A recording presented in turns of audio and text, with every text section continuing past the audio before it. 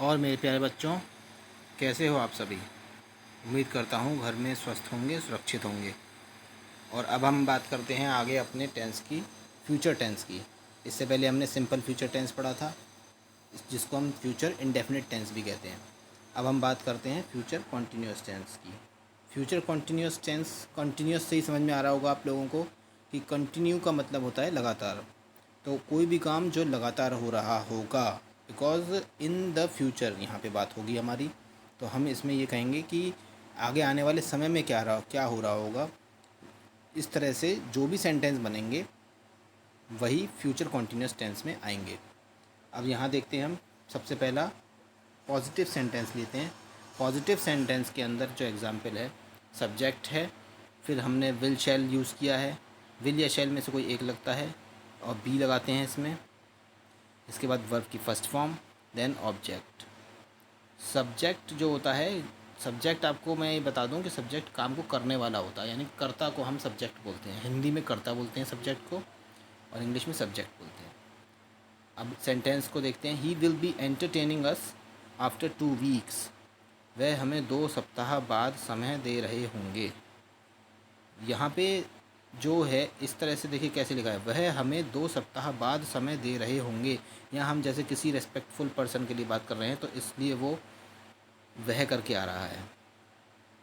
वह किसी एक रेस्पेक्टेड पर्सन के लिए है, जिसकी वजह से हमने ये लिखा है कि दे रहे होंगे। बट ये सिंगुलर है, ना कि ये प्लूरल है। और सिंगुलर प्लूरल का future indefinite, future continuous tense पर इफेक्ट नहीं पड़ता। नेक्स्ट सेंटेंस देखते हैं, नेगेटिव सेंटेंस। नेगेटिव सेंटेंस में यहाँ पे नॉट को ऐड किया गया है। बाकी सारा स्ट्रक्चर बिल्कुल ऊपर की तरह ही है। आप देखिए किस तरह से सेंटेंस मेकिंग करी गई है, और आपसे भी मैं उम्मीद रखूँगा कि आप स्ट्रक्चर्स को लर्न करते चलें, और जो एग्जांपल्स हैं उनके बेस पर आप अनदर एग्जांपल को बनाएं, जिससे आपको समझने में आसानी हो।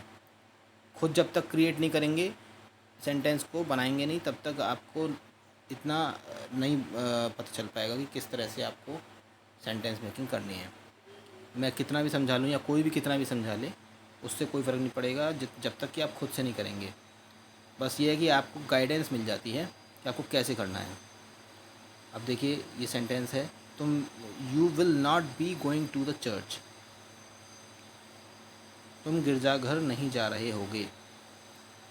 यहाँ पर ज़रूरी नहीं है कि टाइम मेंशन किया जाए, जैसे मैंने लास्ट सेंटेंस इसमें ये 2 वीक्स वाला टाइम मेंशन किया था, बट यहाँ पे टाइम मेंशन नहीं किया है, तो ऐसा कोई कंपलसरी नहीं है कि इसमें टाइम मेंशन किया जाए, बिकॉज ये नेगेटिव, ये फ्यूचर कॉन्टीन्यूअस टेंस है। अब देखिए नेक्स्ट सेंटेंस हमारा इंटरोगेटिव का यस नो टाइप के अंदर है। पॉजिटिव सेंटेंस लिया है सबसे पहले। इसमें आपका जो हेल्पिंग वर्ब होती है, विल और शैल, ये स्टार्टिंग में आ जाती है। बाकी सारा स्ट्रक्चर बिल्कुल एज इट इज़ रहता है। Subject plus be plus verb की फर्स्ट फॉर्म प्लस ऑब्जेक्ट, और क्वेश्चन मार्क जरूर आता है बिकॉज ये इंटरोगेटिव है। और विल शैल क्यों आएंगे स्टार्टिंग में, बिकॉज ये यस नो टाइप की कैटेगरी वाली क्वेश्चन है। 2 तरह से क्वेश्चन पूछे जाते हैं, मैं हर बार बता चुका हूँ आपको। और यहाँ पर भी पहली कैटेगरी के पार्ट में हम पॉजिटिव सेंटेंस में ये पढ़ रहे हैं। इसका एग्जाम्पल देखते हैं। Will the teacher be punishing to you in your class. और इसको बोलने का ये तरीका नहीं जैसे अभी मैंने बोला, इसको बोलने का तरीका ये है, will the teacher be punishing to you in your class. क्या अध्यापक तुम्हें तुम्हारी कक्षा में दंडित कर रहे होंगे। समझने की कोशिश करो आप किस तरह से बोलने का लहजा भी बदल जाता है इंटरोगेटिव सेंटेंस के अंदर। अब इसी का नेगेटिव पार्ट लेते हैं इंटरोगेटिव के अंदर। तो देखिए ये क्या लिखा है, will shall subject, then not add कर दिया हमने बीच में, और बी लगा दिया, then verb first form, then O means object.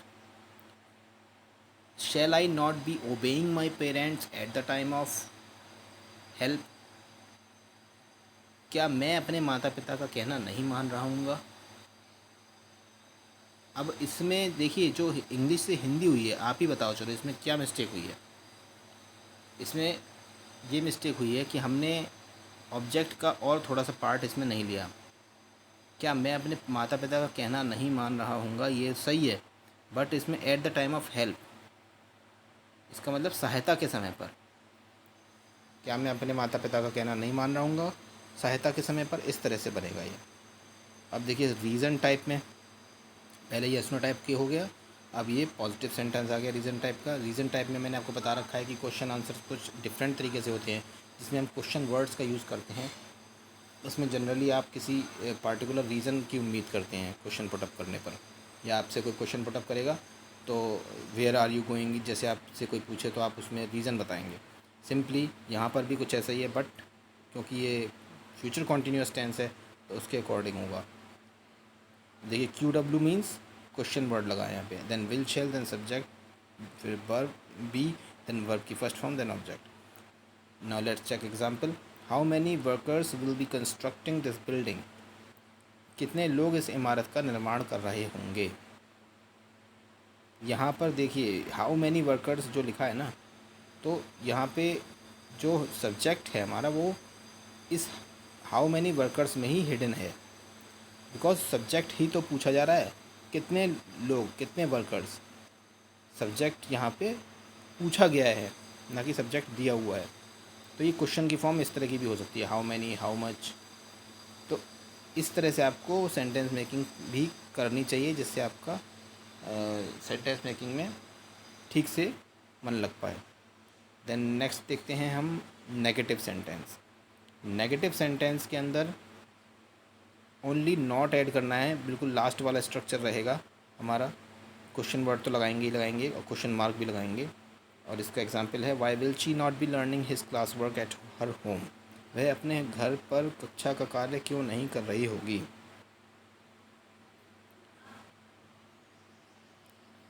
यहाँ पे हिज क्लास वर्क लिखा है। एक चीज़ नोट करने वाली है कि जहाँ हिज क्लास वर्क आ गया है इसमें, तो यहाँ पे उसकी कक्षा का कार्य आना था, क्योंकि जो ये शी आया है, शी के लिए तो हर होम आ गया।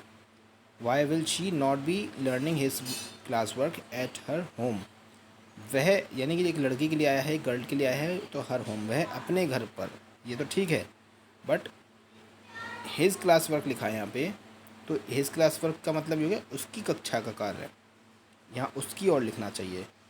तो ये आप में अपना देख लीजिएगा, इसके अकॉर्डिंग होगा उसकी कक्षा का कार्य क्यों नहीं कर रही होगी। ठीक है, तो इस तरह से हमारा ये फ्यूचर कॉन्टीन्यूअस टेंस कंप्लीट होता है। तो मेरे प्यारे बच्चों, आप सभी से मुझे उम्मीद है कि आप मेरे को इस वीडियो के बारे में ज़रूर बताएंगे कैसा लगा। कमेंट करके ज़रूर बताइएगा और शेयर करिएगा और लाइक और सब्सक्राइब करना मत भूलिएगा। थैंक्स।